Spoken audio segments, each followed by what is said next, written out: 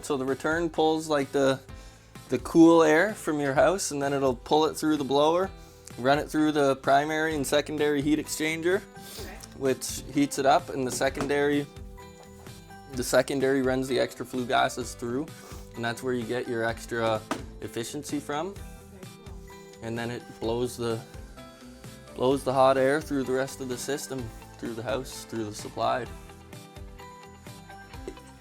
If you have a finished house and you're not getting a bunch of heat upstairs, then there's a chance basically that you should try and get a duct cleaning and hope that one of your ducts is clogged or disconnected, and you could get it connected again.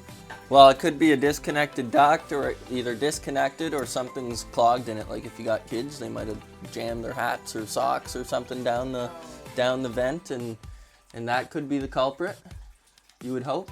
That's if you have one room, but if you have all rooms that are getting cooled air, then your furnace is not working. just your furnace. Yeah. So if the furnace is running, you'd say they just have to change their filter? It depends. I mean, if the furnace is running properly and you're not getting heat, that would be almost impossible. Because if your filter is clogged, then like pressure switches, and like eventually if it was clogged enough to make it so there's zero airflow going through the furnace, then safeties would go and the furnace would shut off.